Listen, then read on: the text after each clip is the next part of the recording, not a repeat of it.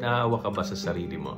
I want to talk about self-pity. Ito yung mga araw na you feel like a failure. While there are good days, may mga moments din talaga na pagising mo, yung naka-highlight at namamagnify ay yung mga kakulangan mo. Baka naisip mo na rin to compare yourself with other people na kilala mo na minsan iniisip mo, mas magaling naman ako sa kanila, pero bakit mas successful sila? Awang-awa ka sa sarili mo and you feel down. And you feel miserable. Siguro normal lang to feel this from time to time. Kasi bilang tao, we fall short of expectations and we fall short of our goals.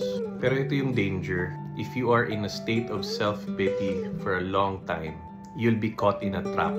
And that trap becomes a comfort zone. And although you don't like being depressed, you're starting to build your home in it. Although you don't like the feeling, parang komportable ka na sa self-pity. Pero you know what?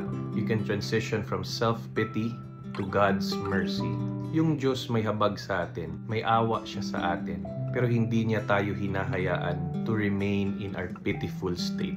And in fact, if you're going through a lot of challenges right now, it might be because He wants to empower you. He wants to strengthen you. He wants to equip you. Pero ang kailangan talaga natin ding gawin is to accept the grace and mercy that comes from God. Kasi self-pity can come from being unable to forgive yourself for your mistakes.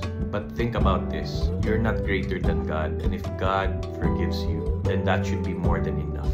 Believe in His mercy, embrace it. And once we understand His mercy, the empowerment happens. Sabi, di ba? Repent and believe in the gospel. Mauna talaga ang repentance. Then His forgiveness will come. Then our faith is built. Kaya with God's mercy is your empowerment. Pag napatawad ka ng Diyos at tinanggap mong ang susunod na dun ay kalakasan mo. So get out of that comfort zone of self-pity and start to build yourself up. Hindi ka naman nag-iisa. The Holy Spirit will lift you up together with all the angels. But you have to do your part as well. Kailangan bumangon ka, kailangan magpakatatag ka din, at kailangan gumalaw na. Hindi pa huli ang lahat. There's a bright future that you can fight for, that you can work hard for, and that you can claim. My prayer for you is to accept God's mercy in your life and build your life upon His mercy and grace. So expect to be blessed.